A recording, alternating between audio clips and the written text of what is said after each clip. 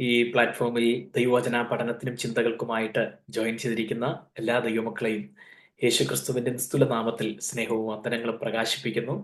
പ്രത്യേകിച്ച് കേരളത്തിൽ നിന്ന് UAE-യിൽ നിന്നൊക്കെ ജോയിൻ ചെയ്തിരിക്കുന്ന അലക്സ് പേറസ്, ടെല്ലസ് പേർ, ഇവരെല്ലാം ഓർത്ത് ദൈവത്തെ സ്തുതിക്കുകയും നിങ്ങളുടെ വ്യത്യസ്തമായ ടൈം സോണിലും നിങ്ങൾ ദൈവവചനത്തോടുള്ള സ്നേഹം നിമിത്തം ഈ കൂട്ടായ്മയിൽ പങ്കുചേരുവാൻ കാണിക്കുന്ന ആ ഉത്സാഹത്തെ അഭിനന്ദിക്കുകയും ചെയ്യുന്നു. ദൈവം നിങ്ങളെ അധികമായി മാനിക്കട്ടെ. നിങ്ങളുടെ ആവശ്യങ്ങളിലും ദൈവം കരുതട്ടെ. നിങ്ങളുടെ വിഷയങ്ങളെയും പ്രാർത്ഥനയിൽ ഞങ്ങൾ ഓർക്കുന്നു. കർത്താവ് നിങ്ങളെ സഹായിക്കുമാറാകട്ടെ. നമ്മള് ഫിലിപ്പിയ ലേഖന പഠനത്തിലാണല്ലോ ആയിരിക്കുന്നത്. ദൈവവചന ചിന്തകളും പഠനങ്ങളും നമുക്ക് അനിവാര്യമാണ്. നമ്മൾ ഒരുപക്ഷെ ഒരിക്കൽ അറിയുന്നതും ചിന്തിച്ചിട്ടുള്ളതുമായ കാര്യങ്ങൾ തന്നെ അത് വീണ്ടും റിവൈസ് ചെയ്തില്ല എങ്കിൽ, വീണ്ടും ഒന്നുകൂടെ അയവിറക്കുന്നില്ലെങ്കിൽ നമുക്ക് അതൊരു പക്ഷേ മറന്നുപോകാൻ, കൈമോശം വരാനൊക്കെയുള്ള സാധ്യതയുണ്ട്. അതുകൊണ്ട് ചില കാര്യങ്ങൾ ഒരുപക്ഷെ നമുക്ക് ആവർത്തനമെന്ന് തോന്നിയാൽ പോലും അത് ആവർത്തനമല്ല, നമ്മുടെ ഓർമ്മയിൽ ഒന്നുകൂടെ ആഴമായി പതിയുവാനായി ദൈവം നൽകുന്ന അവസരങ്ങളാണ്. എന്നാൽ ദൈവവചനം നമ്മൾ എത്ര പഠിച്ചാലും, ഒരു വചനം, ഒരു വാക്ക്, ബൈബിളിലെ ഒരു വാക്ക് തന്നെ അതിനെ എത്ര വിശകലനം ചെയ്ത് പഠിച്ചാലും അത് മതിയാവുകയില്ല. Praise the Lord. ആമേൻ. നമുക്ക് അതിന്റെ ആഴങ്ങൾ ഗ്രഹിക്കാനൊക്കെ പരിമിതിയുണ്ട്. എന്നാൽ നമുക്ക് ആവശ്യമായ ആത്മീയ വളർച്ചയ്ക്ക്, ക്രിസ്തുവിൽ തികഞ്ഞവരാകുന്നതിനൊക്കെ അതാത് സമയങ്ങളിൽ ആവശ്യമായത് നമുക്ക് ആഗ്രഹമുണ്ടെങ്കിൽ പരിശുദ്ധാത്മാവ് വിവിധ നിലകളിൽ നമ്മെ ഗ്രഹിപ്പിക്കും, അതിനുള്ള മുഖാന്തരങ്ങൾ ഒരുക്കും. അതിലൊരു വേദിയാണ് ഇതുപോലെ വചന പഠനത്തിനായി നമുക്ക് ഒരുക്കപ്പെട്ടിരിക്കുന്ന എബനേസർ സിറ്റി ചർച്ചിന്റെ ഈ ബൈബിൾ സ്റ്റഡി പ്ലാറ്റ്ഫോം. ദൈവം ഇതിനെ നമ്മുടെ ആത്മീയ അഭിവൃദ്ധിക്കായിട്ട് പിന്നെയും ഉപയോഗിക്കുന്നത് കൊണ്ടും ദൈവത്തെ സ്തുതിക്കുന്നു. ഫിലിപ്പി ലേഖനം 1-ാം അധ്യായത്തിന്റെ 9-ാമത്തെ വാക്യത്തിലാണ് നമ്മൾ ഏറ്റവും ഒടുവിൽ ചിന്തകൾ കേന്ദ്രീകരിച്ചത്. ഇന്ന് 9, 10 വാക്യങ്ങൾ ശ്രദ്ധ കേന്ദ്രീകരിക്കണമെന്ന് ഞാൻ ആഗ്രഹിക്കുന്നു. സമയം അനുവദിച്ചാൽ 11-ാമത്തെ വാക്യം കൂടെ ചിന്തിക്കണമെന്നാണ് ആഗ്രഹം. എന്നാൽ അത്രത്തോളം നമുക്ക് ചിന്തിക്കാൻ കഴിയുമോ എന്ന് എനിക്ക് അറിയത്തില്ല. നമുക്ക് അപ്പോൾ തന്നെ ഒത്തിരി ഡീറ്റെയിൽ ആയിട്ടും ഞാൻ കാര്യങ്ങൾ പറയുന്നില്ല എന്നുള്ളതാണ് സത്യം. നമുക്ക് നമ്മുടെ വിശ്വാസ ജീവിതത്തിന്റെ വളർച്ചയ്ക്കും ആത്മീയ വർധനയ്ക്കുമുള്ള കാര്യങ്ങൾ മാത്രം പോയിന്റ് ഔട്ട് ചെയ്ത് വിടുകയാണ് ചെയ്യുന്നത്. നമുക്ക് നമ്മുടെ ശ്രദ്ധയെ 9-ാമത്തെ വാക്യത്തിലേക്ക് കേന്ദ്രീകരിച്ചുകൊണ്ട് അതിൽ നിന്ന് നമ്മൾ ചിന്തകൾ തുടങ്ങി വെച്ചതാണ്. എങ്കിലും ആ വാക്യം ഒന്നുകൂടെ വായിച്ചുകൊണ്ട് നമുക്ക് ദൈവവചന ചിന്തകളിലേക്ക് കടന്നു വരാം. ഫിലിപ്പി ലേഖനം 1-ാം അധ്യായം 9-ാമത്തെ വാക്യം ഇങ്ങനെ നമ്മൾ കാണുന്നു: നിങ്ങളുടെ സ്നേഹം മേൽക്കുമേൽ പരിജ്ഞാനത്തിലും സകല വിവേകത്തിലും വർദ്ധിച്ച് വന്നിട്ട്. ഒരു കോംപ്ലക്സ് സെന്റൻസ് ആണ്. ഞാൻ ചിന്തകൾക്ക് വേണ്ടി അവിടെ തൽക്കാലം പോസ് ചെയ്യുകയാണ്. നിങ്ങളുടെ സ്നേഹം മേൽക്കുമേൽ. ആ 2 വാക്കുകൾ നമുക്കൊന്ന് തൽക്കാലം സ്കിപ്പ് ചെയ്യാം. അതായത് പരിജ്ഞാനത്തിലും സകല വിവേകത്തിലും എന്നുള്ളത് ഒന്ന് സ്കിപ്പ് ചെയ്യാം. നമ്മുടെ ഇപ്പോഴത്തെ പഠനത്തിന് വേണ്ടി നമ്മൾ അതിലേക്ക് തിരിച്ചു വരും.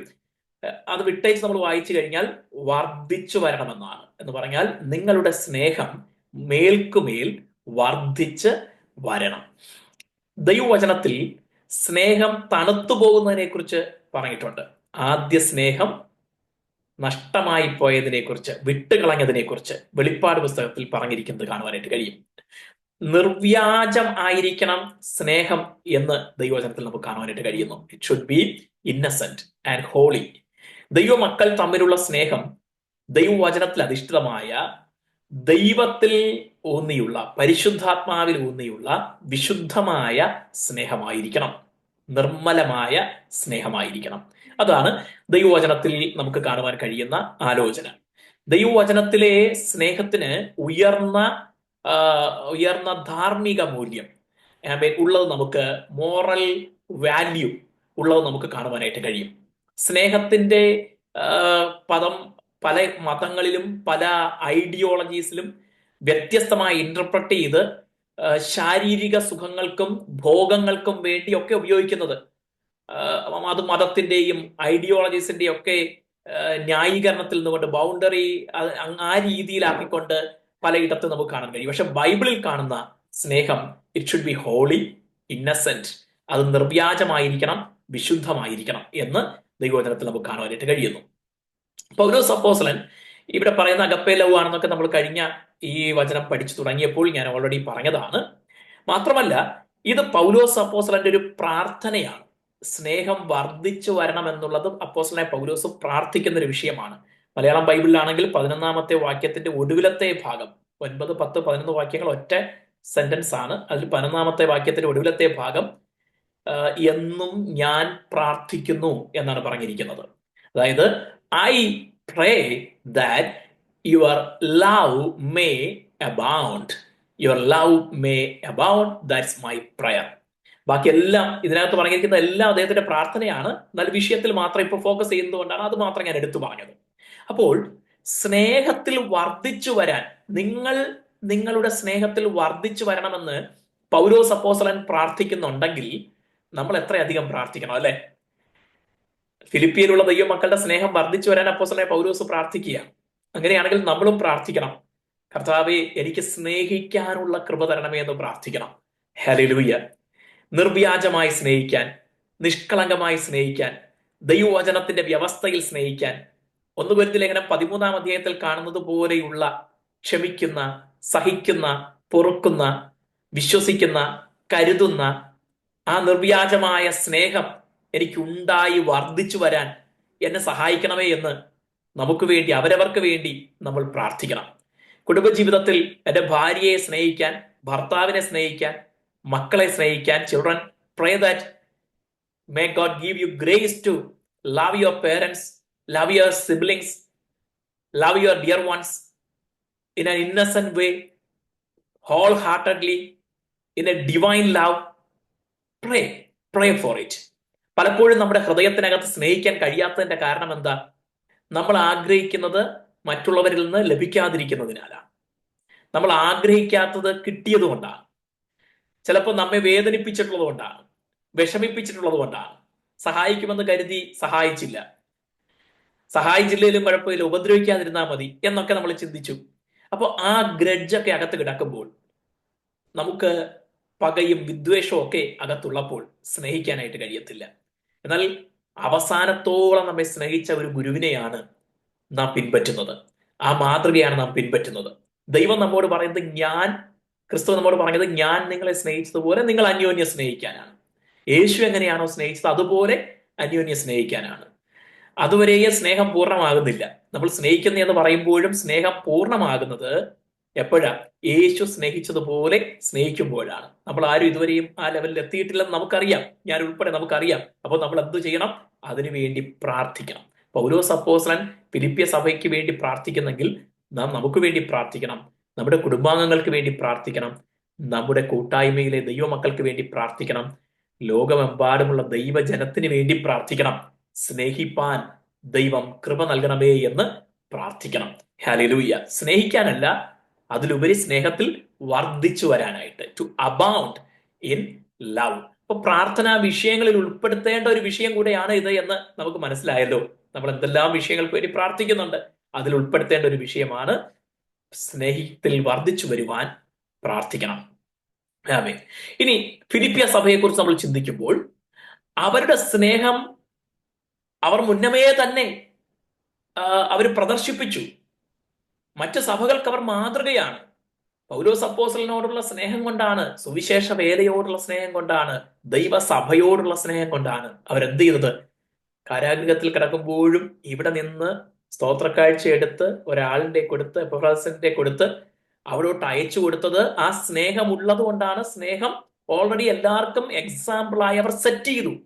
പക്ഷെ പൗലോസ് അപ്പോസ്തലൻ പറയുകയാണ്, still I pray that you abound in it. അതുകൊണ്ടെല്ലാം ആയെന്ന് കരുതരുത്, അവിടെ കൊണ്ട് നിർത്താമെന്ന് ചിന്തിക്കരുത്, അതിലപ്പുറത്തേക്ക് പോകണം. ഒരിക്കലും ആത്മീയ കാര്യങ്ങളിൽ ലിമിറ്റ് വെക്കരുത്. എന്ന് പറഞ്ഞാൽ പ്രാർത്ഥിക്കുന്നതിൽ ലിമിറ്റ് വെക്കരുത്. ലിമിറ്റ് വെക്കരുത് ഞാൻ ഉദ്ദേശിക്കുന്നത്, നമ്മൾ അതിൽ സാറ്റിസ്ഫൈഡ് ആകരുത്.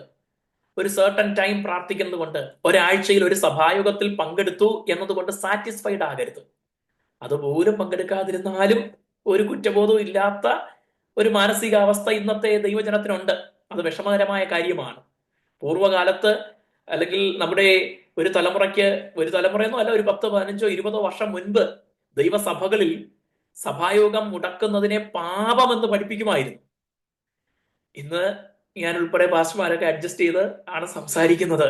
കാരണം ജോലിക്ക് ഷിഫ്റ്റിനൊക്കെ നിങ്ങൾ പോകാതെ ഇങ്ങ് വരണമെന്ന് പറഞ്ഞു കഴിഞ്ഞാൽ പിന്നെ അങ്ങനെ പറയുന്നതിന് കുഴപ്പമില്ല, പക്ഷെ സ്തോത്രക്കാഴ്ച തരാനും പറയരുത് എന്നായിരിക്കും മറുപടി എന്നുള്ളത് കൊണ്ട് നമുക്ക് അതിനൊക്കെ ഒരു ലിമിറ്റ് ചെയ്തേ പറയാനായിട്ട് പറ്റത്തുള്ളൂ. പക്ഷേ നമ്മളത് ബാലൻസ് ചെയ്യുന്നുണ്ടോ എന്ന് കൂടെ പരിശോധിക്കേണ്ടത് ആവശ്യമാണ്.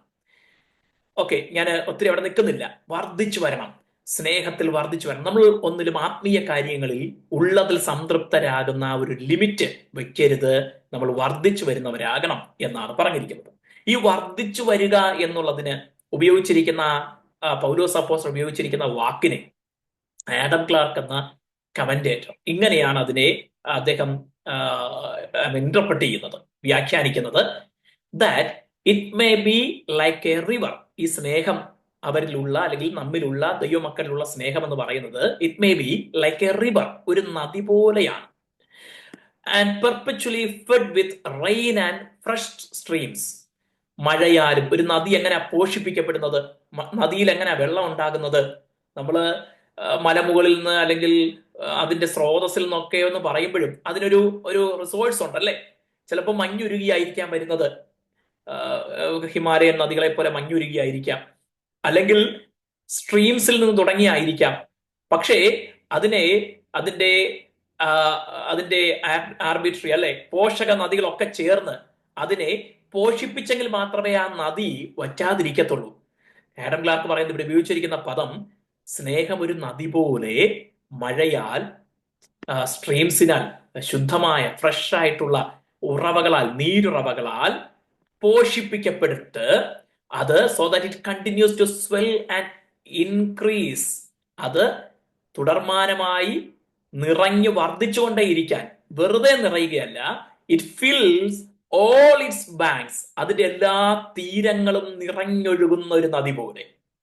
And floods the adjacent plains, അതിന്റെ പരിസരങ്ങളിലെ സമതലങ്ങളെ ഫലപുഷ്ടമാക്കുമാറ് അതിലേക്ക് ഒഴുകുന്ന, അതിലേക്ക് വ്യാപരിക്കുന്ന അതിന്റെ ഈർപ്പം, അതിന്റെ ജലാംശം ഒക്കെ വ്യാപരിക്കുന്നത് പോലെ നിങ്ങളിലുള്ള നദി അല്ലെങ്കിൽ സ്നേഹത്തിന്റെ നദി വർദ്ധിച്ചു വരണം എന്നുള്ളതാണ് പൗലോസ് അപ്പോസ്തലൻ ഇവിടെ ഉപയോഗിച്ചിരിക്കുന്ന പദപ്രയോഗമെന്ന് അദ്ദേഹം വ്യാഖ്യാനിക്കുകയാണ്. അപ്പോൾ അവർക്ക് റിലേറ്റ് ചെയ്യാൻ കഴിയുന്ന മനോഹരമായ പദപ്രയോഗമാണ് പൗലോസ് അപ്പോസ്തലൻ ഉപയോഗിച്ചിരിക്കുന്നത്. നമ്മിലുള്ള സ്നേഹവും ഇതുപോലെ ഒരു ജെന്റിൽ സ്ട്രീമിൽ നിന്ന് ഉത്ഭവിച്ച ഒരു റിവറായി മാറി അതിന്റെ ബാങ്ക്സിനെ, തടങ്ങളെ ഫലപുഷ്ടമാക്കി, വിത്തുകളെ മുളപ്പിക്കുന്ന, കുളിർമ പകരുന്ന, വൃക്ഷങ്ങളെ ഫലപുഷ്ടമാക്കുന്ന ഒരു നദി പോലെ ഒഴുകുന്ന ആ സ്നേഹത്തിൽ നിറഞ്ഞു വരുവാനായിട്ട് അവരോർപ്പിക്കുകയാണ്. നമുക്കിനി രണ്ടാമത്തെ ആ സ്നേഹം വർദ്ധിച്ചു വന്നിട്ട് എന്ന് പറയുന്ന വാക്കുകളെ ഒന്ന് പരിശോധിക്കാം. Love in knowledge and discernment. മലയാളത്തിൽ നമ്മൾ ഇങ്ങനെ കാണുന്നത് പരിജ്ഞാനത്തിലും സകല വിവേകത്തിലും വർദ്ധിച്ചു വരണം. പരിജ്ഞാനം, സ്നേഹം ഏതിലൊക്കെ വർദ്ധിച്ചു വരണം? സ്നേഹം പരിജ്ഞാനത്തിൽ വർദ്ധിച്ചു വരണം, വിവേകത്തിൽ വർദ്ധിച്ചു വരണം. വിവേകം എന്നുള്ളത് ഡിസേൺമെന്റ് എന്നാണ് പറഞ്ഞിരിക്കുന്നത്. നമ്മുടെ love when it abound, how it should abound, it should abound in knowledge and discernment. അറിവിൽ, പരിജ്ഞാനത്തിലും വിവേകത്തിലും, അല്ലെങ്കിൽ വിവേചനം എന്നുള്ള മലയാള പദത്തെ പോസിറ്റീവ് സെൻസിൽ എടുക്കുക. തെറ്റായിട്ട് ഡിസ്ക്രിമിനേഷൻ അല്ല, ഡിസേൺമെന്റ് എന്നുള്ള ആശയത്തിലാണ് പറഞ്ഞിരിക്കുന്നത്. അതുകൊണ്ടാണ് വിവേകം എന്ന് മലയാളത്തിൽ തർജ്ജമ ചെയ്തിരിക്കുന്നത്. പരിജ്ഞാനത്തിലും വിവേകത്തിലും വർദ്ധിച്ചു വരണമെന്നാണ് പറയുന്നത്. എന്തുകൊണ്ടാണ് സ്നേഹം പരിജ്ഞാനത്തിലും വിവേകത്തിലും വർദ്ധിച്ചു വരണമെന്ന് പറയാൻ കാരണം എന്താണ്? സ്നേഹം വിവേകമില്ലാത്തതായാൽ, പരിജ്ഞാനമില്ലാത്തതായാൽ വലിയ പ്രശ്നങ്ങൾ ഉണ്ടാക്കും. സ്നേഹം ഉണ്ട്, പക്ഷെ അതിന് പരിജ്ഞാനം ഉണ്ട്. പരിജ്ഞാനം ഉണ്ടായിരിക്കണം. അപ്പോൾ തന്നെ എന്തുണ്ടായിരിക്കണം? വിവേകവും ഉണ്ടായിരിക്കണം. പരിജ്ഞാനം ഉണ്ടെങ്കിൽ എങ്ങനെ അറിയാൻ പറ്റുന്നത്? പരിജ്ഞാനമുള്ള സ്നേഹം എങ്ങനെ അറിയാൻ പറ്റുന്നത്? Love shouldn't be blind which may lead to possessiveness. ചിലർക്ക് സ്നേഹം മൂത്ത് കഴിഞ്ഞാൽ പിന്നെ ഭയങ്കര പൊസസീവ്നെസ് ആണ്, ഭയങ്കര അവകാശ ബോധമാണ്. മലയാളത്തിൽ അതിന് ഈക്വലായ ഒരു പദം എനിക്ക് കിട്ടുന്നില്ല. അവകാശബോധം എന്ന് പറഞ്ഞാൽ എന്റെ ഭർത്താവിനെ ആരെങ്കിലും നോക്കി ചിരിച്ചു കഴിഞ്ഞാൽ പിന്നെ അന്നത്തെ ദിവസം വീട്ടിൽ ഭയങ്കര പ്രശ്നമാണ്, പൊസസീവ്നെസ്. എന്റെ കൊച്ച് എന്തുവാ വേറൊരു ആളെ കാണുമ്പോഴേക്കും കുറച്ചു നേരം കൂടുതൽ സംസാരിച്ചു എന്ന് കണ്ടു കഴിഞ്ഞാൽ, ശരിയായ സംസാരമാണ്, പക്ഷേ സംസാരിച്ചു കഴിഞ്ഞാൽ കൊച്ചിപ്പം നമ്മളെ വിട്ടു പോവുകയാണോ എന്നുള്ളൊരു പൊസസീവ്നെസ്. ഈ പൊസസീവ്നെസ് ഭയങ്കര ഡേഞ്ചറാണ്. ബന്ധങ്ങളെ തകർക്കുന്നൊരു ഒരു ഒരു വികാരമാണ് പൊസസീവ്നെസ് എന്ന് പറയുന്നത്. നമ്മൾ കെയർഫുൾ ആയിരിക്കണം. അപ്പോ love should be in knowledge, it should abound in knowledge. വിവേകം, പരിജ്ഞാനത്തിൽ വർദ്ധിച്ചു വരണം. അതുപോലെ love should be blind which may lead to possessiveness, brokenness of relationships. സ്നേഹം ഒരുപാടായി പോയാലും, ഒരുപാടെന്ന് ഞാൻ ഉദ്ദേശിക്കുന്നത് നിർവ്യാജ സ്നേഹത്തിന്റെ കാര്യമല്ല, അത് ബന്ധങ്ങളെ തകർക്കുന്നതായി മാറരുത്. ബന്ധങ്ങളെ തകർക്കുന്നതായി മാറരുത്. ചിലർക്ക് ഫ്രണ്ട്സ് എന്ന് പറഞ്ഞാൽ ഭയങ്കര ഭയങ്കര ബൗണ്ടറി എല്ലാം വിട്ടുള്ള ഫ്രണ്ട്ഷിപ്പാണ്. സുഹൃത്തുക്കളുടെ വീട്ടിൽ പോയി രാത്രി 12 മണി 1 മണി വരെ ഇരുന്ന് വർത്തമാനം പറഞ്ഞു അതൊരു ശീലമാക്കുന്നവരുണ്ട്. മാസത്തിൽ ഒരിക്കൽ പോകുന്ന കാര്യമല്ല ഞാൻ പറയുന്നത്. ആഴ്ചയിൽ 3-4 ദിവസം സുഹൃത്തുക്കളുടെ വീട്ടിൽ ചെന്നിരുന്ന് സമയം പോയി, അല്ലെങ്കിൽ ഒത്തിരി കാര്യങ്ങൾ, നല്ല കാര്യങ്ങളൊക്കെ ആയിരിക്കാം സംസാരിക്കുന്നത്, പക്ഷെ ഭയങ്കര അന്ധമായ സ്നേഹം, സൗഹൃദം. അതുകൊണ്ട് എന്ത് സംഭവിക്കും? ഈ സ്നേഹിതർ കുറച്ചു ദിവസം കഴിയുമ്പോൾ പല കാര്യങ്ങളിലും തമ്മിൽ പ്രശ്നമാകും. ഇനി അങ്ങനെ ആയില്ലെങ്കിലും സ്വന്തം കുടുംബത്തിനകത്ത് പ്രശ്നം ഉണ്ടാകും. കാരണം മക്കളോട്, കുടുംബത്തോടു കൂടെ ചെലവഴിക്കേണ്ട സമയം എല്ലാ ദിവസവും അതിന് ചെലവഴിക്കാതെ മറ്റ് ഒരാൾക്ക് വേണ്ടി കൊടുത്തു കഴിഞ്ഞാൽ അവിടെയും പ്രശ്നം ഉണ്ടാകും. It may lead to brokenness of relationships. ബന്ധങ്ങളെ തകർക്കുന്നതിലേക്ക് നയിക്കും. ഈ സദൃശവാക്യങ്ങളുടെ പുസ്തകത്തിൽ സ്നേഹത്തെക്കുറിച്ചുള്ള വളരെ മനോഹരമായ സദൃശവാക്യങ്ങൾ എന്ന് പറഞ്ഞാൽ പ്രോബ്സ്, അതിൽ തന്നെയാണല്ലോ നമുക്ക് ഒത്തിരി ഗുണപാഠങ്ങൾ നൽകുന്നതാണെന്ന്. സ്നേഹിതന്റെ വീട്ടിൽ സ്നേഹിതൻ നിന്നെക്കുറിച്ച് മുഷിയാതിരിക്കേണ്ടതിന് കൂടെ കൂടെ പോകരുത് എന്ന് സദൃശവാക്യത്തിൽ ഒരു വാക്യമാണ്. സ്നേഹിതനാണ്, പക്ഷെ എന്ത് ചെയ്യരുത്? എപ്പോഴും കയറി ചെല്ലരുത്. കാരണം സ്നേഹിതൻ നിന്നെക്കുറിച്ച് മുഷിയും. അതുകൊണ്ട് അതിനൊരു ബൗണ്ടറി ഉണ്ടായിരിക്കണം, ഒരു ലിമിറ്റ് ഉണ്ടായിരിക്കണം. ഇങ്ങനെ ഒത്തിരി കാര്യങ്ങൾ. സ്നേഹിതൻ എല്ലാ കാലത്തും സ്നേഹിക്കുന്നു, അനർത്ഥകാലത്ത് അവൻ സഹോദരനായിത്തീരുന്നു എന്ന് നമുക്ക് കാണുവാനായിട്ട് കഴിയും. ഇതുപോലുള്ള കാര്യങ്ങൾ ശ്രദ്ധിക്കുന്നവരാകണം. സ്നേഹം പരിജ്ഞാനത്തിൽ വർദ്ധിച്ചു വരുന്നവരാകണം. നമ്മുടെ ഹൃദയത്തിനകത്ത് സ്നേഹം ഉണ്ടായിരിക്കണം. ആ സ്നേഹം പ്രകടിപ്പിക്കേണ്ട രീതിയിൽ പ്രകടിപ്പിക്കേണ്ടതുപോലെ പ്രകടിപ്പിക്കണം. ചിലർക്ക് സ്നേഹം പ്രകടിപ്പിക്കാൻ അറിയത്തില്ല, അല്ലെങ്കിൽ പ്രകടിപ്പിക്കത്തില്ല. ഈ പ്രകടനത്തിന്റെ ഒന്നും ആവശ്യമില്ലെന്നാ പറയുന്നത്. പക്ഷെ കുറച്ചൊക്കെ പ്രകടിപ്പിക്കേണ്ടതുണ്ട്. സ്നേഹം എന്റെ ഉള്ളിലുണ്ട് എന്ന് പറഞ്ഞാൽ പോരാ. എപ്പോഴും കാണുമ്പോഴെല്ലാം വർത്തമാനം പറയുമ്പോൾ കടിച്ചു കീറുന്നവരാ, പക്ഷെ പറയുക എനിക്ക് ഭയങ്കര സ്നേഹമാണ്. വർത്തമാനം പറയുന്നത് കേട്ട് കഴിഞ്ഞാൽ ഭയങ്കര ദേഷ്യത്തിലാണ്, എപ്പോഴും ദേഷ്യപ്പെട്ടാണ് വർത്തമാനം പറയുന്നത്. എന്നാ പറയുന്നത് എന്താ? എനിക്ക് ഉള്ളിൽ ഭയങ്കര സ്നേഹമുണ്ട്, അതുകൊണ്ടാണ് ഞാൻ ഇങ്ങനെ ദേഷ്യപ്പെടുന്നത്. ആ സ്നേഹം അങ്ങനെ ഈ ആവശ്യമുള്ള കാര്യങ്ങൾ ദേഷ്യപ്പെടണം, അല്ലാത്ത കാര്യങ്ങളിൽ എപ്പോഴും ആ വികാരത്തെ നിയന്ത്രിക്കുന്നവരായി മാറണം. അപ്പോ അതെന്ത് ചെയ്യണം? നിയന്ത്രിക്കണം, അല്ലെങ്കിൽ പരിജ്ഞാനമുള്ളവരാകണം. And sometimes put in danger. അന്ധമായ സ്നേഹം ചിലപ്പോ അപകടത്തിൽ കൊണ്ട് ചാടിക്കും. അന്ധമായ സ്നേഹം, സ്നേഹത്തിൽ പരിജ്ഞാനം ഉണ്ടായിരിക്കണം. സ്നേഹിതരെ വിശ്വസിച്ച് എല്ലായിടത്തും ഇറങ്ങിപ്പോകുന്നവർ ചിലപ്പോ കുടുക്കിലകപ്പെടാനായിട്ടുള്ള സാധ്യതയുണ്ട്. ഓക്കെ, ഞാൻ അവിടെ ഒത്തിരി നിൽക്കുന്നില്ല. അപ്പോൾ അന്ധമായ സ്നേഹം അപകടത്തിന് കാരണമായി തീരുമെന്നുള്ളത് കൊണ്ട് സ്നേഹം വർദ്ധിച്ചു വരുമ്പോൾ തന്നെ അത് പരിജ്ഞാനത്തിൽ വർദ്ധിച്ച് വരണം. ഹല്ലേലൂയ. ഇനി love in knowledge keeps the boundaries while it abounds. ഒരു നദി ഞാൻ പറഞ്ഞു, അത് അതിന്റെ തീരങ്ങളെ കവിയുന്ന വിധത്തിൽ നിറഞ്ഞൊഴുകണം. സ്നേഹം അങ്ങനെ വർദ്ധിച്ചു വരണം. പക്ഷെ അത് ഫ്ലഡ് ആയാലോ, കുത്തി ഒഴുകുന്ന ഫ്ലഡ് ആയാലോ, സമീപത്ത് നിൽക്കുന്ന കൃഷിയിടങ്ങളെ, സമീപത്തുള്ള കൃഷിയിടങ്ങളെ നശിപ്പിക്കും, വീടുകളെ നശിപ്പിക്കും, മരങ്ങളെ കടപുഴക്കി ഒഴുകും, വലിയ അപകടം സൃഷ്ടിക്കും. അപ്പോൾ അതിന് നമ്മുടെ സ്നേഹത്തിന് ഒരു പരിജ്ഞാനം ഉണ്ടായിരിക്കണം. ബൗണ്ടറീസ്, ലിമിറ്റ് എവിടെ? Until where I can, or until where I can give access, and until where I can go. ആ ഒരു ചിലരുടെ കാര്യങ്ങൾ എല്ലാം അറിയാതെ ഒരു സമാധാനം വരത്തില്ല. എന്നിട്ട് പറയുന്നത് ഞങ്ങൾ ഭയങ്കര സ്നേഹിതരായതുകൊണ്ട് എല്ലാം തുറന്നു പറയുമെന്ന. എല്ലാം അങ്ങ് തുറന്നു പറയും. അങ്ങനൊന്നുമല്ല, അതിന് ലിമിറ്റ് ഉണ്ട്. ഭാര്യ ഭർത്താക്കന്മാർ തമ്മിൽ സംസാരിക്കുന്ന കാര്യം, അപ്പനും മക്കളും തമ്മിൽ സംസാരിക്കുന്ന, മാതാപിതാക്കളും മക്കളുമായിട്ട് സംസാരിക്കുന്ന കാര്യം, സഹോദരങ്ങൾ സംസാരിക്കുന്ന കാര്യം, ഭവനത്തിനകത്ത് സംസാരിക്കുന്ന കാര്യം, അത് വീടിനകത്ത് മാത്രം നിൽക്കേണ്ട കാര്യങ്ങളുണ്ട്. എത്ര വലിയ സ്നേഹിതരാണെങ്കിൽ പോലും പുറത്ത് പറയാൻ പാടില്ലാത്ത, അറിയാൻ പാടില്ലാത്ത കാര്യങ്ങളുണ്ട്. അതും അറിഞ്ഞേ പറ്റൂ ഞങ്ങൾ സ്നേഹിതരാണ് എന്ന് പറഞ്ഞ് വാശി പിടിച്ചാൽ അത് ശരിയായ സ്നേഹമല്ല. അപ്പോ സ്നേഹത്തിന് ബൗണ്ടറീസും ഉണ്ട് എന്ന് മറക്കരുത്. അതും നമ്മൾ സൂക്ഷ്മതയുള്ളവർ ആയിരിക്കണം, ബാലൻസ്ഡ് ആയിരിക്കണം, ശ്രദ്ധാലുക്കളായിരിക്കണം.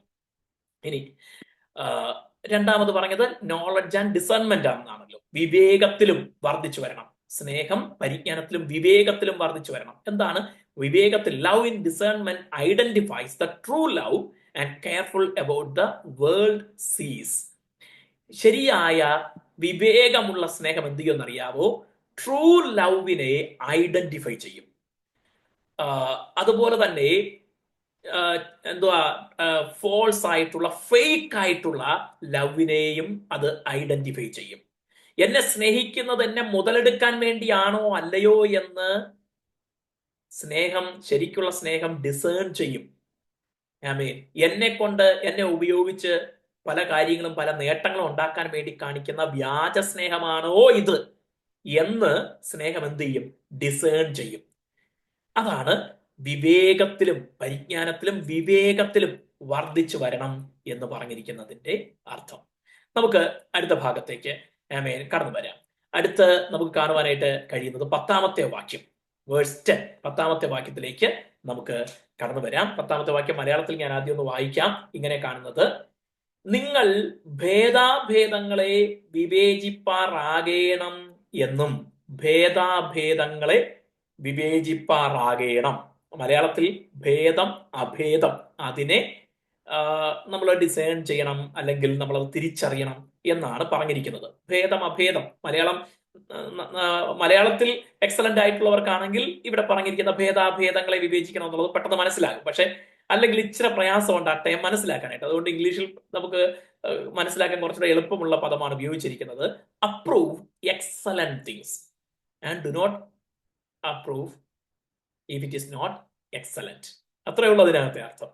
എന്തിനെയാ അപ്രൂവ് ചെയ്യേണ്ടത്? എക്സലന്റ് ആയിട്ടുള്ള കാര്യങ്ങളെ, ശ്രേഷ്ഠമായ കാര്യങ്ങളെ എന്ത് ചെയ്യണം? അപ്രൂവ് ചെയ്യുന്നവരാകണം. അപ്പോസ്തലനായ പൗലോസിന്റെ 2ാമത്തെ പ്രാർത്ഥനയാണ് ഭേദാഭേദങ്ങളെ വിവേചിപ്പാറാകണം. ഒന്ന്, നിങ്ങൾ എന്തിൽ വർദ്ധിച്ചു വരേണം? നിങ്ങളുടെ സ്നേഹം മേൽക്കുമേൽ പരിജ്ഞാനത്തിലും സകല വിവേകത്തിലും വർദ്ധിച്ചു വരണം. അങ്ങനെ സ്നേഹം വർദ്ധിച്ചു വന്നിട്ട് 2ാമത്തെ പ്രാർത്ഥന, നിങ്ങൾ ഭേദാഭേദങ്ങളെ വിവേചിപ്പാറാകണം. You may approve excellent things. ശ്രേഷ്ഠമായ കാര്യങ്ങളെ, ശരിയായ കാര്യങ്ങളെ, ഉത്തമമായ കാര്യങ്ങളെ, നല്ലതായ അതിമനോഹരമായ കാര്യങ്ങളെ, പ്രയോജനമുള്ള കാര്യങ്ങളെ, ഇങ്ങനെയൊക്കെ നമുക്ക് ആ വാക്കിന് നാനാർത്ഥങ്ങൾ കൊടുക്കാം. ആ വിഷയം അകത്തേക്ക് കയറാനാണ് ഞാൻ പല ടേംസ് ഉപയോഗിക്കുന്നത്, പല വാക്കുകൾ ഉപയോഗിക്കുന്നത്. നമ്മൾ എന്തിനെ അപ്രൂവ് ചെയ്യണം, എന്തിനെ അംഗീകരിക്കണം, എന്തിനെ സ്വീകരിക്കണം, എന്തിനെ ഏറ്റെടുക്കണം, എന്തിനെ അപ്രൂവ് ചെയ്യണം, എന്തിനെ വിവേചിക്കണം? ശ്രേഷ്ഠമായ കാര്യങ്ങളെ, എക്സലന്റ് ആയുള്ള കാര്യങ്ങളെ. എന്തൊക്കെയാണ് ഈ എക്സലന്റ് ആയ കാര്യങ്ങൾ? പലപ്പോഴും മനുഷ്യന്റെ കാഴ്ചപ്പാടിൽ എക്സലന്റ് എന്ന് പറയുന്നത് ദൈവത്തിന് എക്സലന്റ് ആകണമെന്നില്ല. മനുഷ്യൻ ഭോഷത്വം എന്ന് പറയുന്നത് ചിലപ്പോൾ ദൈവത്തിന് എക്സലന്റ് ആകാനും വകയുണ്ട്. ദാവീദ് ദൈവത്തിന്റെ പെട്ടകത്തിന് മുൻപാകെ ഒരു സാധാരണ മനുഷ്യനെ പോലെ നിന്ന്, ഞാൻ രാജാവാണെന്നൊന്നും ചിന്തിക്കാതെ നിന്ന് എന്ത് ചെയ്തു? ദൈവത്തിന്റെ പെട്ടകം വരികയാണ്. ആത്മാവിന്റെ ശക്തിയോടെ സന്തോഷത്തോടെ നൃത്തം ചെയ്തു. മീഖൾ അത് കണ്ടപ്പോഴേക്കും പുള്ളിക്കാരിക്ക് ഇഷ്ടപ്പെട്ടില്ല.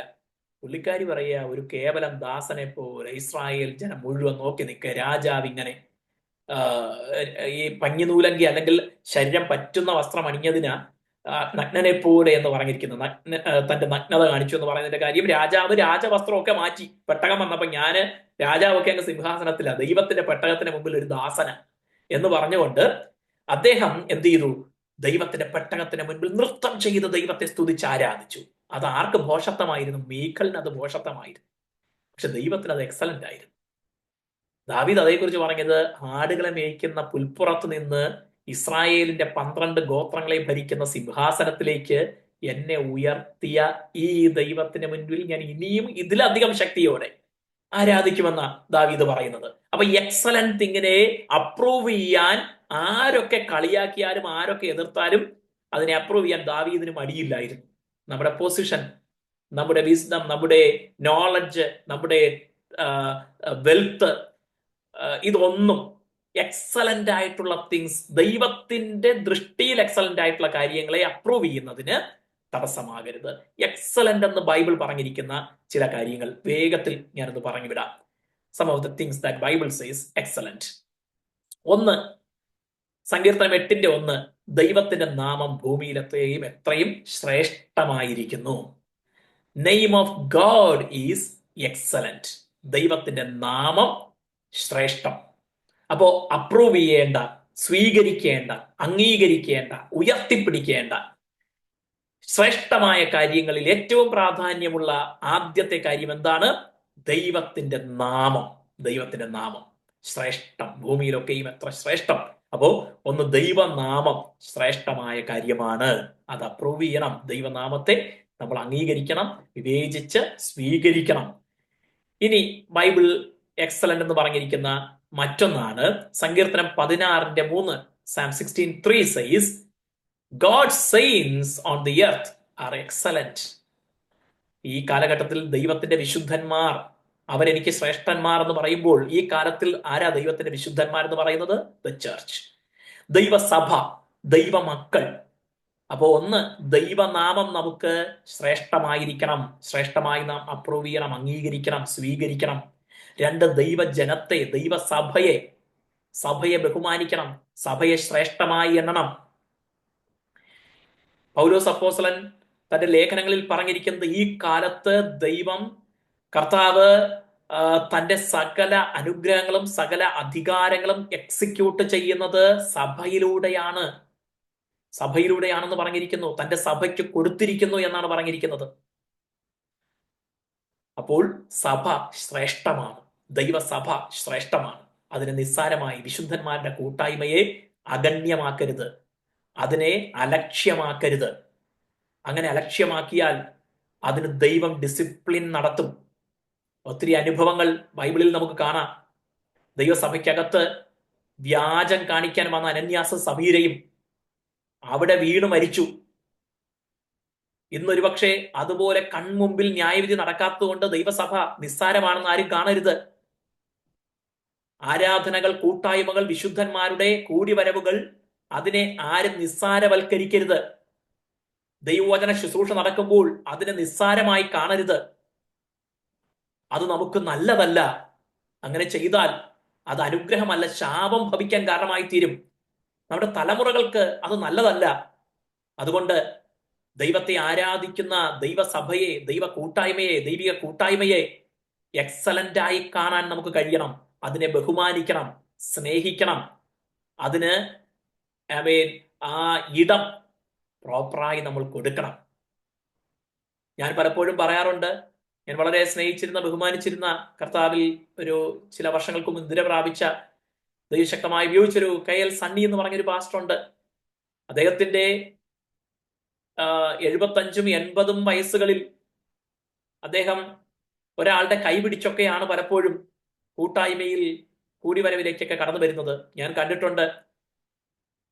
വലിയ 150, 200, 300 പേര് കൂടുന്ന മാസയോഗങ്ങളൊക്കെ ചിലപ്പോ കൂടിയിട്ട്, ഷാരോൺ ഫെലോഷിപ്പിന്റെ മാസയോഗം കൂടിയിട്ട്, സെക്ഷന്റെയോ ഡിസ്ട്രിക്റ്റിന്റെയൊക്കെ മാസയോഗം കൂടിയിട്ട് ചിലപ്പോ സാക്ഷ്യങ്ങളും വചനവും പ്രബോധനവും ഒക്കെ ആയിട്ട് ഒത്തിരി മണിക്കൂറുകൾ നീണ്ടുപോകും. 9:30 മണിക്ക് ഹാളിനകത്ത് കയറുന്ന ആ ദൈവദാസൻ 2 മണിയായാലും അതിനിടയ്ക്ക് പുറത്തേക്ക് പോകത്തില്ല. എന്നാൽ ഇതിനിടയ്ക്ക് 10 പ്രാവശ്യം പുറത്തു പോയിട്ട് തിരിച്ചു വരുന്നവരുണ്ട്, തിരിച്ചു വരാതെ അതുവഴി പോകുന്നവരും ഉണ്ട്. അദ്ദേഹം പറയും, ഈ ഇത്രയും പ്രായമുള്ള ഞാന് ഇവിടെ ഇരിക്കുകയും ഇടയ്ക്ക് ഇരുന്ന് നടുവേദനിക്കുമ്പോൾ എഴുന്നേറ്റ് നിൽക്കുകയും ഒക്കെ ചെയ്ത് ദൈവസന്നിധിയിൽ ഇത്രയും സമയം ഇരിക്കുമ്പോൾ 10, 15, 20, 25, 30, 40, 50, 60 ഇവിടെ ഇരിക്കുന്ന എല്ലാവരും എന്നെക്കാൾ ഇളയതെന്ന് അദ്ദേഹം പറഞ്ഞിട്ടുള്ളത്. അങ്ങനെയുള്ള നിങ്ങൾ ഇങ്ങനെ ഇടയ്ക്കിടയ്ക്ക് പോകുന്ന കാണുമ്പോൾ എനിക്ക് നിങ്ങളെ എന്തെങ്കിലുമൊക്കെ പറയാൻ തോന്നുന്നുണ്ട്, പക്ഷെ ഞാനൊന്നും പറയുന്നില്ല എന്ന് അദ്ദേഹം പറഞ്ഞു നിർത്തുമായിരുന്നു. അപ്പൊ ദൈവസന്നിധിയിൽ, പ്രത്യേകിച്ച് ഇന്നത്തെ കാലത്ത്, 1 മണിക്കൂർ, 1.5 മണിക്കൂർ, 2 മണിക്കൂർ, 2.5 മണിക്കൂറൊക്കെ ഇന്ന് യോഗങ്ങൾ അപൂർവമാണ്. നമ്മൾ ഓർക്കണം, 5, 6 മണിക്കൂറൊക്കെ തുടർച്ചയായി ദൈവസന്നിധിയിൽ ഇരുന്ന് ആരാധിക്കുകയും വചനം കേൾക്കുകയും വീണ്ടും ആരാധിക്കുകയും പ്രാർത്ഥിക്കുകയും മുഴുരാത്രി പ്രാർത്ഥനയൊക്കെ ചെയ്തവരുടെ തലമുറകളാണ് നമ്മൾ. നമുക്കിന്ന് 1 മണിക്കൂറും 1.5 മണിക്കൂറും 2 മണിക്കൂറും പോലും ഭയങ്കര അല്ലേ? ചിലർ പറയാറുണ്ട്, ഒരു മൂവി കണ്ടുകൊണ്ടിരുന്നാൽ 3 മണിക്കൂർ പോയാലും സമയം അറിയത്തില്ല. ആരാധനയ്ക്കിരുന്ന 1 മണിക്കൂറാകുമ്പോൾ ഇതെന്താ തീരാത്ത എന്ന് നോക്കും. റെസ്റ്റോറന്റിൽ കയറി കഴിഞ്ഞാൽ ആഹാരം കഴിച്ചിട്ട് വലിയ ബില്ല് കാണുമ്പോൾ കണ്ണ് തള്ളത്തൊന്നുമില്ല. ഫുഡ് നല്ലതാണെങ്കിൽ കൊള്ളാം, ഇത്ര ആയുള്ളൂ എന്നായിരിക്കും ചോദിക്കുന്നത്. എന്നാൽ സ്തോത്ര കാഴ്ചയ്ക്ക് എടുക്കുന്ന കറൻസിയുടെ വലിപ്പം ഇത്രയും വേണോ എന്ന് ചിന്തിച്ച് വലുതായി കാണുന്ന ഒരു കാലഘട്ടം. അപ്പൊ ഇങ്ങനെയുള്ള ഒരു കാലഘട്ടത്തിലേക്ക് നമ്മൾ അധപ്പതിക്കുന്നത് കാണുമ്പോൾ സങ്കടമുണ്ട്. എനിവേ, ഞാൻ ഒത്തിരി നിൽക്കുന്നില്ല, മുന്നോട്ട് പോകട്ടെ. അപ്പോൾ ശ്രേഷ്ഠമായത് ദൈവത്തിന്റെ നാമം, ദൈവസഭ അല്ലെങ്കിൽ വിശുദ്ധന്മാർ. ഇനി സങ്കീർത്തനം 36:7 പറയുന്നു, ദൈവത്തിന്റെ ദയ ശ്രേഷ്ഠമാണ്. ദൈവത്തിന്റെ ദയ ശ്രേഷ്ഠം. God's loving kindness excellent is excellent. അതുകൊണ്ടാണ് നമ്മൾ ദൈവത്തെ അറിഞ്ഞത്, ദൈവത്തെ അറിയാൻ ഭാഗ്യം ലഭിച്ചത്. ദൈവത്തിന്റെ ദയ ശ്രേഷ്ഠമത്രേ, എക്സലന്റ് ആണ്. ഇനി സങ്കീർത്തനം 141:5 പറയുന്നത്, ദൈവത്തിന്റെ വിശുദ്ധന്മാർ ശാസിക്കുന്നത് എനിക്ക് ശ്രേഷ്ഠമെന്നാണ് പറഞ്ഞിരിക്കുന്നത്. ദൈവത്തിന്റെ ദാസന്മാരുടെ അല്ലെങ്കിൽ വിശുദ്ധന്റെ ശാസന ശ്രേഷ്ഠം, നീതിമാന്റെ ശാസന ശ്രേഷ്ഠം. അതൊരു ഭാഗ്യമായി കാണാൻ കഴിയണം. നമ്മുടെ പണ്ടുകാലത്ത് നമ്മുടെ അധ്യാപകർ, സ്കൂളിലെ അധ്യാപകർ വഴക്ക് പറഞ്ഞാൽ, അടിച്ചാൽ, വീട്ടിൽ വന്ന് കംപ്ലൈന്റ് നമ്മൾ പറഞ്ഞാൽ, ഇന്ന് ടീച്ചർ എന്നെ അടിച്ചു എന്ന് പറയാൻ നമുക്ക് പേടിയായിരുന്നു. എന്താ കാരണം? അടിച്ചു എന്ന് പറഞ്ഞാൽ വീട്ടിൽ നിന്നും കൂടെ 2 കിട്ടും. എന്തിനാണ് അടിച്ചത്? അത് ഞാൻ ആ ചോദിച്ച ചോദ്യത്തിന് ഉത്തരം പറഞ്ഞില്ല. വേറെ എന്താ ചെയ്തേ? അതെന്താ നീ ഉത്തരം പറയാത്തത്? എന്താ നീ പഠിക്കാത്തത്? അത് എന്റെ അടുത്തിരുന്ന ഒരാൾ എന്നെ ചൊറിഞ്ഞു, ടീച്ചർ വിചാരിച്ചു ഞാനാ ചൊറിഞ്ഞെന്ന് വിചാരിച്ച് എന്നെ അടിച്ചതാ എന്നായിരിക്കും നമ്മൾ പറയുന്നത്. അല്ലല്ല, നീ മോശമൊന്നും അല്ല, വീട്ടിൽ നിന്ന് 2 കൂടെ തരും, മേലിൽ ക്ലാസ്സിൽ മര്യാദയ്ക്ക് ഇരുന്നോളണം എന്ന് പറഞ്ഞു വിടും. ടീച്ചറിനെ കാണാൻ പേരന്റ് വരുമ്പോൾ പറയുന്നത് എന്താ? ടീച്ചറെ നല്ല അടി കൊടുത്തോളണം, ഒരു ദയവും വിചാരിക്കണ്ട എന്നാ പറയുന്നത്. ഇന്ന് ഏത് രീതിയിലായി കാര്യങ്ങൾ അന്ന് നമുക്ക് ചിന്തിച്ചാൽ മനസ്സിലാക്കാനായിട്ട് കഴിയും. നീതിമാന്റെ ശാസന ശ്രേഷ്ഠമെന്നെണ്ണിയിരുന്ന ഒരു തലമുറ, ഒരു കാലഘട്ടം. അതുകൊണ്ട് ആ തലമുറകൾ മര്യാദയുള്ളവരായി, ഭയമുള്ളവരായി, മാന്യരായി വളർന്നു വന്നു. ഇന്ന് ആരെയും ഭയമില്ല, ഒന്നിനെയും ഭയമില്ല, ആരെയും കൂസലില്ല. ആ രീതിയിൽ വളർന്നുകൊണ്ടിരിക്കുകയാണ്. അപ്പോ നീതിമാന്റെ ശാസന ശ്രേഷ്ഠം എന്നെണ്ണാനായിട്ട് കഴിയണം. Let me tell to children, if you are listening me, your parents, if they reprove you, if they discipline you, enjoy it. Once you grow up, once you are mature, you will not get that opportunity. Then your parents will not come and reprove you, discipline you. ഈ കഴിഞ്ഞ ദിവസം ആരോ share ചെയ്ത ഒരു രസകരമായ എന്നാൽ പഴയ കാലത്തെ ഓർപ്പിക്കുന്ന ഒരു വീഡിയോ, ചെറിയൊരു വീഡിയോ ക്ലിപ്പാ, ഫേസ്ബുക്കിലോ വാട്സാപ്പിലോ മറ്റോ ഷെയർ ചെയ്തതാ. നമ്മുടെ നാട്ടിലെ ചില ഉന്നതരായ ഉദ്യോഗസ്ഥർ, അവര് ചിലര് ജസ്റ്റ് റിട്ടയർഡ് ആണ്, ചിലര് സീനിയർ പോസ്റ്റിലായിരിക്കുന്നു. അവരെല്ലാം കൂടെ ടീച്ചറിനെ കാണാൻ ചെന്നു. ടീച്ചറിനെ കാണാൻ, ടീച്ചർ എഴുന്നേക്കാൻ വയ്യാത്ത പ്രായത്തിൽ ഇരിക്കുന്ന ടീച്ചറാ. എന്നിട്ട് ടീച്ചറിന്റെ കയ്യിൽ ചൂരൽ കൊടുത്തിട്ട് പറഞ്ഞു, അന്ന് അടിച്ചതുപോലെ എല്ലാരെയും ഓരോ അടി തരാൻ. അന്ന് ടീച്ചർ ഓങ്ങിയാ അടിച്ചത്. പക്ഷെ ഇന്ന് ടീച്ചർ വാത്സല്യത്തോടെ, അന്നും വാത്സല്യമൊക്കെ ഉണ്ട്, പക്ഷെ നന്നാകാൻ വേണ്ടി അന്ന് ഓങ്ങി അടിച്ചതുകൊണ്ട് ഇന്ന് ടീച്ചറിനോട് അടിക്കാൻ പറയുമ്പോൾ പോലും അടിക്കാൻ മനസ്സ് വരാതെ അവരൊക്കെ വലിയ നിലയിലായി. അപ്പോ അത് രസകരമായ പഴയ കാലത്തെ ഓർമ്മിപ്പിക്കുന്ന, ശ്രേഷ്ഠമായ ചില കാര്യങ്ങളെ ഓർമ്മിപ്പിക്കുന്ന ഒരു വീഡിയോയായി എനിക്ക് തോന്നി. നിങ്ങൾ അതിനോട് യോജിക്കണമെന്ന് നിർബന്ധമില്ല. എനിക്ക് തോന്നിയത് ഞാനൊന്ന് വിഷയത്തോടനുബന്ധമായിട്ടൊന്ന് പറഞ്ഞതേ ഉള്ളൂ. എനിവേ, വിശുദ്ധന്മാരുടെ ശാസന, നമ്മെ ഡിസിപ്ലിൻ ചെയ്യാൻ ഒരാൾ ഉണ്ടെങ്കിൽ അത് നമ്മുടെ അനുഗ്രഹമാണ്. പ്രോപ്പറായ ഒരു മെന്റർ ഉണ്ടെങ്കിൽ അതൊരു അനുഗ്രഹമാണ്. തെറ്റുകൾ ചൂണ്ടിക്കാണിക്കാൻ ഒരാളുണ്ടെങ്കിൽ അതൊരു അനുഗ്രഹമാണ്. നീ ചെയ്തത് തെറ്റാണ്, ഇങ്ങനെ ചെയ്യരുത്, ഇങ്ങനെയാണ് ചെയ്യേണ്ടത് എന്നൊരാൾ പറഞ്ഞു തരാനുണ്ടെങ്കിൽ അത് അനുഗ്രഹമാണ്. അതിനെ ശ്രേഷ്ഠമായി കാണാൻ നമുക്ക് കഴിഞ്ഞാൽ നാം അനുഗ്രഹിക്കപ്പെട്ടിരിക്കും. അപ്പോൾ വിശുദ്ധന്മാരുടെ ശാസന അത് ശ്രേഷ്ഠമാണ്. ഇനി ദൈവവചനത്തിൽ ശ്രേഷ്ഠമെന്ന് പറഞ്ഞിരിക്കുന്ന മറ്റൊരു കാര്യം, യെശയ്യാവിന്റെ പുസ്തകം 12-ാം അധ്യായം 5-ാമത്തെ വാക്യം, ദൈവം ചെയ്യുന്ന കാര്യങ്ങൾ ശ്രേഷ്ഠം. ദൈവം ശ്രേഷ്ഠമായവ ചെയ്യുന്നു എന്നാണ് എഴുതിയിരിക്കുന്നത്. നമ്മുടെ ജീവിതത്തിൽ ദൈവം എന്ത് ചെയ്താലും അത് ശ്രേഷ്ഠമായിരിക്കുമെന്ന് അംഗീകരിക്കാൻ നമുക്ക് കഴിയട്ടെ. കർത്താവ് ശ്രേഷ്ഠമായതേ ചെയ്യത്തുള്ളൂ. ചിലത് നമുക്ക് സങ്കടം വരുന്നതാന്ന് തോന്നാം. എന്തിനാ എന്റെ ജീവിതത്തിൽ ഇത് എന്ന് നമുക്ക് തോന്നാം. പക്ഷേ still if God does something in your life, accept it is excellent, approve it, tell to God yes Lord I accept it.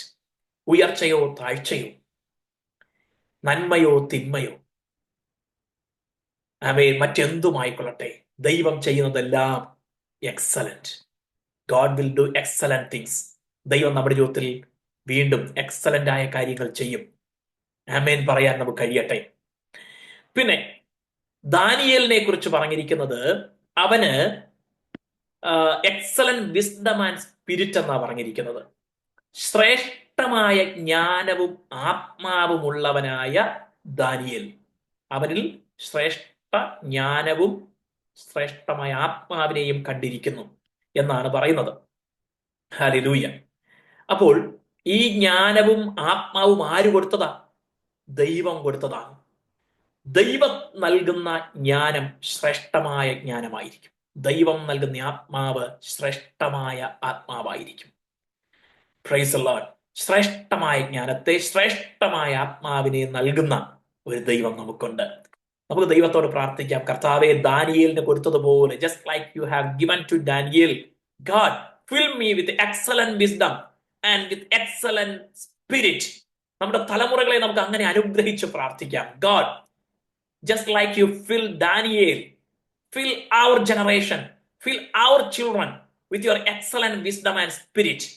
നമുക്ക് അങ്ങനെ പ്രാർത്ഥിക്കാം. നമ്മുടെ തലമുറകളെ സ്വർഗീയമായ ശ്രേഷ്ഠമായ ജ്ഞാനത്തിനാലും ആത്മാവിനാലും ദൈവം നിറയ്ക്കുമാറാകട്ടെ. ഇനി പൗലോസ് അപ്പോസ്തലൻ പറയുന്നത് ശ്രേഷ്ഠ വരങ്ങളെ വാഞ്ചിപ്പിൻ. 1 Corinthians 12:31. ശ്രേഷ്ഠമായ വരങ്ങൾ, എക്സലന്റ് ആയിട്ടുള്ള ഗിഫ്റ്റ്സ്, സ്പിരിച്വൽ ഗിഫ്റ്റ്സ്. എല്ലാ ഗിഫ്റ്റ്സും, ദൈവം തരുന്ന എല്ലാ ഗിഫ്റ്റ്സും ബ്ലസ്സഡ് ആണ്, അനുഗ്രഹീതമാണ്. അപ്പോൾ തന്നെ പൗലോസ് അപ്പോസ്തലൻ പറയുന്നു, കൃപാവരങ്ങളിൽ ശ്രേഷ്ഠമായ കൃപാവരങ്ങളുണ്ട്. അത് ആത്മാക്കളുടെ വിടുതലിന്, ദൈവരാജ്യത്തിന് പ്രയോജനപ്രദമാകുന്ന നിലകളിൽ ദൈവം നമ്മിൽ നിറയ്ക്കാൻ ശ്രേഷ്ഠ വരങ്ങളെ വാഞ്ചിപ്പിനെന്നാണ് പറഞ്ഞിരിക്കുന്നത്. ഇവിടെ അപ്പോസ്തലനായ പൗലോസ് നിങ്ങൾ ഭേദാഭേദങ്ങളെ അപ്രൂവ് ചെയ്യണമെന്ന് പറയുമ്പോൾ കൊരിന്ത്യ ലേഖനത്തിൽ പറയുന്നു, ശ്രേഷ്ഠ വരങ്ങളെ വാഞ്ചിക്കുവിൻ. Praise the Lord. ഹല്ലേലൂയ. അതിനുവേണ്ടി ദാഹമുണ്ടാകണം, അതിനുവേണ്ടി ഡിസയർ ഉണ്ടാകണം, ആഗ്രഹമുണ്ടാകണം. വെറും ആഗ്രഹമല്ല, തീഷ്ണമായ ആഗ്രഹം. ആമേൻ. നമുക്ക് ശ്രേഷ്ഠ വരങ്ങൾക്കായിട്ട് തീഷ്ണമായ ആഗ്രഹം നമുക്കുണ്ടാകുമാറാകട്ടെ. ഇനി ആരാധനയെ കുറിച്ച് പറയുമ്പോൾ ദൈവവചനം പറയുന്നു, എക്സലന്റ് സാക്രിഫൈസ്. ഹാബേൽ കയീന്റേതിലും ഉത്തമമായ യാഗം കഴിച്ചു. Excellent sacrifice. God wants excellent sacrifice from us. Hebrews 11:4. ദൈവം നമ്മിൽ നിന്ന് ആഗ്രഹിക്കുന്നത് ശ്രേഷ്ഠമായ ആരാധനയാണ്, എക്സലന്റ് ആയിട്ടുള്ള ആരാധനയാണ്. അതെങ്ങനെ എക്സലന്റ് ആയിട്ടുള്ള ആരാധന കൊടുക്കാനായിട്ട് കഴിയുന്നു? പുതിയ നിയമത്തിൽ നമുക്ക് ഭൗതികമായ യാഗങ്ങളില്ല.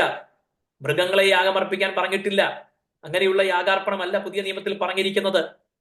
പിന്നെയോ ആത്മീയ യാഗം അർപ്പിക്കാനാണ് പറഞ്ഞിരിക്കുന്നത്. ആത്മീയ യാഗം അർപ്പിക്കുന്നവരാവുക. ആത്മീയ യാഗം എക്സലന്റ് ആയിരിക്കണം. ദൈവത്തിന് കൊടുക്കുന്ന അത് ശ്രേഷ്ഠമായിരിക്കണം, പൂർണ്ണമായിരിക്കണം. പൂർണ്ണ ഹൃദയത്തോടെ ദൈവത്തെ സേവിക്കാനാണ് ദൈവത്തിന്റെ കൽപ്പന. മനസ്സില്ലാ മനസ്സോടെ ആകരുത്, അലക്ഷ്യ മനോഭാവത്തോടെ ആകരുത്, ഉദാസീനതയോടെ ആകരുത്, മടുപ്പോടെ ആകരുത്. ഇതൊക്കെ ദൈവത്തെ ആരാധിക്കുന്ന കാര്യത്തിൽ പറഞ്ഞിരിക്കുന്ന, ബൈബിളിൽ പറഞ്ഞിരിക്കുന്ന പല കോണ്ടെക്സ്റ്റിൽ പറഞ്ഞിരിക്കുന്ന വാക്കുകളാണ്. ദൈവപ്രവൃത്തി ഉദാസീനതയോടെ ചെയ്യുന്നവൻ ശപിക്കപ്പെട്ടവൻ എന്നാണ് പറഞ്ഞിരിക്കുന്നത് യിരെമ്യാവിന്റെ പുസ്തകത്തിൽ. അപ്പോൾ ദൈവത്തിന് വേണ്ടി ചെയ്യുന്നതെല്ലാം ഉത്സാഹത്തോടെ ചെയ്യണം, സന്തോഷത്തോടെ ചെയ്യണം, ഉന്മേഷത്തോടെ ചെയ്യണം. Price the Lord. നമുക്കങ്ങനെ ചെയ്യാനായിട്ട് എവിടെയെങ്കിലും കുറവ് വന്നിട്ടുണ്ടെങ്കിൽ കാരണങ്ങൾ ഒരുപക്ഷെ പലതും നമുക്ക് പറയാനായിട്ട് പറ്റും. സാഹചര്യം, ജോലി, കൂടെയുള്ളവർ, കുടുംബം എന്ന് വേണ്ട അങ്ങനെ ഒരുപാട് കാര്യങ്ങൾ പറഞ്ഞിട്ട് ഒരുപക്ഷെ നമുക്ക് ന്യായീകരണം കണ്ടെത്താനായിട്ട് കഴിയും. എനിക്ക് അതുകൊണ്ടാ ഒരു മടുപ്പ്, അതുകൊണ്ടാ ദൈവത്തെ ആരാധിക്കാനായിട്ട് ആ പഴയ ഒരു സന്തോഷം നഷ്ടപ്പെട്ടത്, മുൻപത്തെ പോലെ ഇപ്പൊ പ്രാർത്ഥിക്കാൻ കഴിയാത്തത് എന്നൊക്കെ നമുക്ക് പറയാൻ ഒരുപാട് ന്യായങ്ങൾ കാണും. എന്നാൽ അതിനെല്ലാം പരിഹാരം വരുത്തണം, ക്രമീകരണം വരുത്തണം, നിരപ്പ് വരുത്തണം. ദൈവത്തിന് കൊടുക്കുന്നതൊക്കെ എക്സലന്റ് ആയിരിക്കണം. ശ്രേഷ്ഠമായ ഹാബേലിനെ പോലെ ഉത്തമമായ യാഗം കഴിക്കുന്നവരായിരിക്കണം. പൂർണ്ണ ഹൃദയത്തോടെ, പൂർണ്ണ മനസ്സോടെ, പൂർണ്ണ ആത്മാവോടെ, പൂർണ്ണ ശക്തിയോടെ ദൈവത്തെ സ്നേഹിക്കണമെന്നാണ് ദൈവത്തിന്റെ കൽപ്പന. അങ്ങനെ പൂർണ്ണതയോടെ അർപ്പിക്കുന്നതിലാണ് ദൈവം പ്രസാദിക്കുന്നത്. അപ്പോൾ ഹാബേൽ അർപ്പിച്ചത് എക്സലന്റ് ആയ സാക്രിഫൈസ് എന്ന് ദൈവം അപ്രൂവ് ചെയ്തെങ്കിൽ നമുക്കും എക്സലന്റ് സാക്രിഫൈസ് ദൈവത്തിന് കൊടുക്കുവാനായിട്ട് കഴിയട്ടെ. പൗലോസ് അപ്പോസ്തലൻ പറയുന്നു, നിങ്ങൾ ഭേദാഭേദങ്ങളെ വിവേചിപ്പാറാകേണം. അതൊരു പ്രാർത്ഥനയാണ്. നമുക്ക് പ്രാർത്ഥിക്കാം, കർത്താവേ, ആമേൻ, give me grace to approve excellent things. അങ്ങനെ പ്രാർത്ഥിക്കാനായിട്ട് നമുക്ക് കഴിയട്ടെ. ഇനി ഞാൻ വേഗത്തിൽ അടുത്ത ഭാഗത്തെ ഒരു വാക്ക് കൂടെ തുടങ്ങി വെക്കാം. കർത്താവ് അനുവദിച്ചാൽ, കർത്താവിന്റെ വരവ് താമസിച്ചാൽ ഇതുപോലെ അടുത്ത അവസരത്തിൽ നമുക്കത് ചിന്തിക്കാനായിട്ട് കഴിയട്ടെ. ഞാൻ ജസ്റ്റ് ഒന്ന് ആ വിഷയം, ആ ടോപ്പിക് ഒന്ന് തുടങ്ങി വെക്കുകയാണ്. അടുത്ത് പറഞ്ഞിരിക്കുന്നത് എന്താണ്? ക്രിസ്തുവിന്റെ നാളിലേക്ക് ബൈബിളിലെ വലിയ പ്രാധാന്യമുള്ള ഒരു വിഷയമാണ് ക്രിസ്തുവിന്റെ നാൾ, യഹോവയുടെ നാൾ, കർത്താവിന്റെ നാൾ എന്നൊക്കെ പറഞ്ഞിരിക്കുന്ന ഈ വിഷയം. ദ ഡേ ഓഫ് ക്രൈസ്റ്റ്, ക്രിസ്തുവിന്റെ നാൾ. ഇവിടെ ക്രിസ്തുവിന്റെ നാൾ എന്ന് പറഞ്ഞിരിക്കുന്നത് എന്താശയത്തിലാണ് എന്നുള്ളത് നമ്മൾ മനസ്സിലാക്കണം. അതിന്റെ അടുത്ത ഭാഗം കൂടെ ജസ്റ്റ് ഒന്ന് വായിച്ച് ഇട്ട് നമുക്ക് തിരിച്ചു വരാം. ക്രിസ്തുവിന്റെ നാളിലേക്ക് നിർമ്മലന്മാരും ഇടർച്ചയില്ലാത്തവരും. ഈ ഇടർച്ച എന്ന് പറയുന്നത് കർത്താവിന് ഇടർച്ച ഉണ്ടാക്കുന്നതിനെ കുറിച്ചല്ല പറഞ്ഞിരിക്കുന്നത്. നമുക്ക് കർത്താവിന്റെ നാളിലേക്ക് നമുക്ക് തന്നെ ഇടർച്ച ഉണ്ടാക്കുന്നവരാകരുത്. കർത്താവിന്റെ നാളിലേക്ക് ഒരുക്കത്തോടെ ആയിരിക്കണം. നമുക്ക് ആ ഒരുക്കം നഷ്ടപ്പെടുന്ന ഇടർച്ച നമുക്കുണ്ടാകരുത് എന്ന ആശയത്തിലാണ്. ക്രിസ്തുവിന്റെ നാളിലേക്ക് എങ്ങനെയായിരിക്കണം? നിർമ്മലന്മാരായിരിക്കണം. ഇടർച്ചയില്ലാത്തവരായിരിക്കണമെങ്കിൽ ആദ്യമേ നിർമ്മലന്മാരായിരിക്കണം, തടസ്സമുണ്ടാക്കാത്തവരായിരിക്കണം, നമുക്ക് തന്നെ തടസ്സമുണ്ടാക്കാത്തവരായിരിക്കണം. Price the Lord. അപ്പോ എന്താണ് ക്രിസ്തുവിന്റെ നാൾ എന്ന് പറഞ്ഞിരിക്കുന്ന ആ ദിവസം? ഇത് കർത്താവിന്റെ നാൾ എന്ന് ബൈബിളിൽ പറഞ്ഞിരിക്കുന്ന പദങ്ങൾ നമ്മൾ പഠിച്ചു കഴിഞ്ഞാൽ ആദ്യം നമുക്ക് കാണാനായിട്ട് കഴിയും യെശയ്യാവിന്റെ പുസ്തകം 13-ാം അധ്യായം 4 മുതലുള്ള വാക്യങ്ങളിലാണ്. Book of Isaiah chapter 13 verses 4 to 22 യഹോവയുടെ നാളും അതെങ്ങനെയായിരിക്കുമെന്നും ആ നാളിൽ എന്തൊക്കെ സംഭവിക്കും എന്നും പറഞ്ഞിരിക്കുന്നത് നമുക്ക് കാണുവാനായിട്ട് കഴിയും. ഈ നാൾ എന്നുള്ളത് the day of the Lord എന്ന പദപ്രയോഗത്തെ ഒരു 24 അവേഴ്സോ 12 അവേഴ്സോ ഉള്ള പകലെന്നോ ദിവസമെന്നോ ഉള്ള അർത്ഥത്തിലല്ല നമ്മൾ മനസ്സിലാക്കേണ്ടത്. ആദ്യമായി നമ്മൾ അത് തന്നെ അറിഞ്ഞിരിക്കണം. It is not about just day or a whole day, daylight day, or not about a daylight day or a whole day, entire day with 24 hours. ആ ദിവസത്തെ അല്ല യഹോവയുടെ ദിവസം, the day of the Lord എന്ന് പറഞ്ഞിരിക്കുന്നത് ആ ആശയത്തിലല്ല. ബൈബിളിൽ പറഞ്ഞിരിക്കുന്ന ദിവസമെന്നും കാലമെന്നും സമയമെന്നും ഒക്കെ പറഞ്ഞിരിക്കുന്ന വാക്കുകൾക്ക് അതിന്റെ കോണ്ടെക്സ്റ്റുവലി അതിന്റെ ഡ്യൂറേഷന് വ്യത്യാസമുണ്ട്. സമയത്തിനനുസരിച്ച് അതിന്റെ കാലദൈർഘ്യത്തിനനുസരിച്ച് അതിന് ആ പറഞ്ഞിരിക്കുന്ന പശ്ചാത്തലത്തിൽ കോണ്ടെക്സ്റ്റുവലി അതിന് ഡിഫറൻസ് ഉണ്ട്. അത് നമ്മൾ മനസ്സിലാക്കണം. പത്രോസ് അപ്പോസ്തലൻ ലേഖനത്തിൽ നമുക്ക് കാണാം,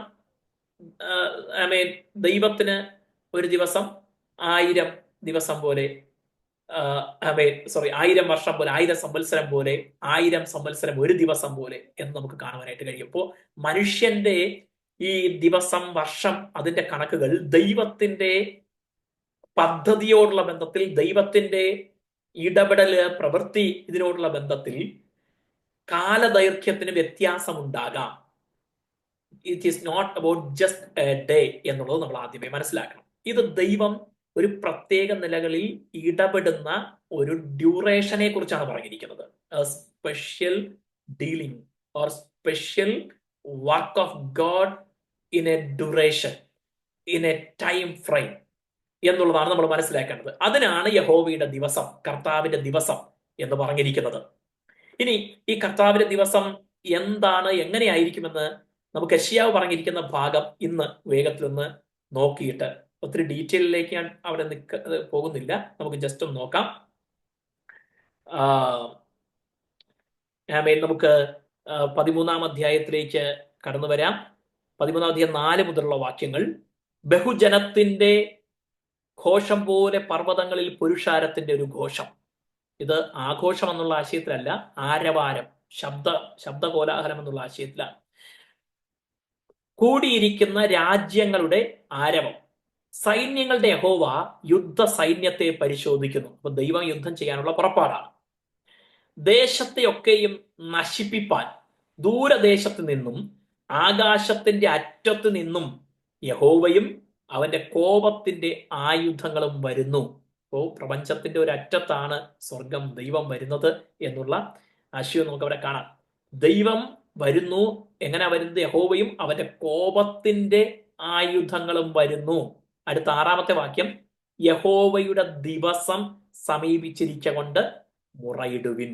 അപ്പോ the day of the Lord is at hand, therefore cry about it, mourn about it.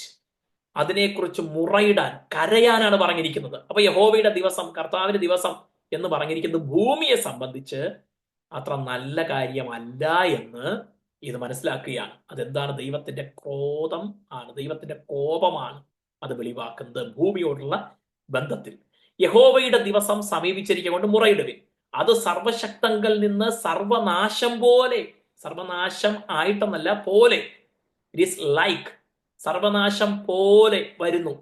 അതുകൊണ്ട് എല്ലാ കൈകളും ഈ ദൈവത്തിന്റെ കോപത്തിന്റെ നാൾ, ഡേ ഓഫ് ദ ലോർഡിൽ, കർത്താവിന്റെ നാളിൽ എല്ലാ കൈകളും തളർന്നു പോകും, സകല ഹൃദയവും ഉരുകിപ്പോകും, അവർ ഭ്രമിച്ചു പോകും, വേദനയും ദുഃഖവും അവർക്ക് പിടിപെടും.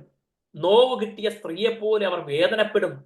അവർ അന്യോന്യം തുറിച്ചു നോക്കും, അവരുടെ മുഖം ജ്വലിച്ചിരിക്കും. ദേശത്തെ ശൂന്യമാക്കുവാനും പാപികളെ അതിൽ നിന്ന് മുടിച്ചു കളയുവാനും യഹോവയുടെ ദിവസം ക്രൂരമായിട്ട് ക്രോധത്തോടും അതികോപത്തോടും കൂടെ വരുന്നു. ആകാശത്തിലെ നക്ഷത്രങ്ങളും നക്ഷത്രരാശികളും പ്രകാശം തരികയില്ല. സൂര്യൻ ഉദയത്തിങ്കൽ തന്നെ ഇരുണ്ടുപോകും, ചന്ദ്രൻ പ്രകാശം നൽകുകയുമില്ല. ഞാൻ ഭൂതലത്തെ ദോഷം നിമിത്തവും ദുഷ്ടന്മാരുടെ അവരുടെ അകൃത്യം നിമിത്തവും സന്ദർശിക്കും. അഹങ്കാരികളുടെ ഗർഭത്തെ ഞാൻ ഇല്ലാതാക്കും, ഉഗ്രന്മാരുടെ നിഗളത്തെ താഴ്ത്തും. ഞാൻ ഒരു പുരുഷനെ തങ്കത്തെക്കാളും ഒരു മനുഷ്യനെ ഓഫീർ തങ്കത്തെക്കാളും ദുർലഭമാക്കും. അങ്ങനെ ഞാൻ ആകാശത്തെ നടുങ്ങുമാറാക്കും. സൈന്യങ്ങളുടെ യഹോവയുടെ ക്രോധത്തിലും അവന്റെ ഉഗ്രകോപത്തിന്റെ നാളിലും ഭൂമി അതിന്റെ സ്ഥാനത്തു നിന്ന് ഇളകിപ്പോകും. ഓടിച്ചുവിട്ട ഇളമാനെ പോലെയും ആരും കൂട്ടിച്ചേർക്കാത്ത ആടുകളെ പോലെയും അവർ ഓരോരുത്തൻ താന്താന്റെ ജാതിയുടെ അടുക്കലേക്ക് തിരിയും.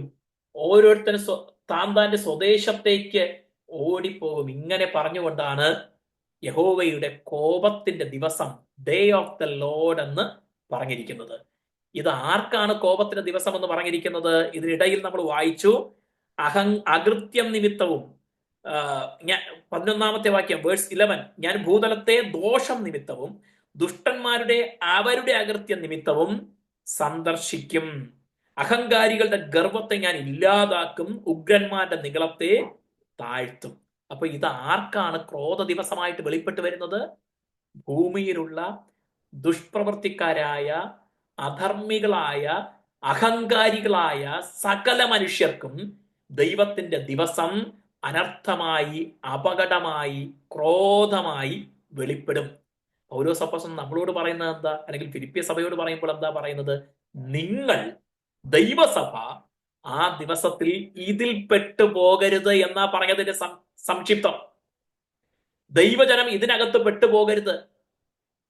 അതില് പെട്ടുപോകാതിരിക്കണമെങ്കിൽ നമ്മൾ എന്ത് ചെയ്യണം? നിർമ്മലന്മാരും ഇടർച്ചയില്ലാത്തവരുമായിരിക്കണം.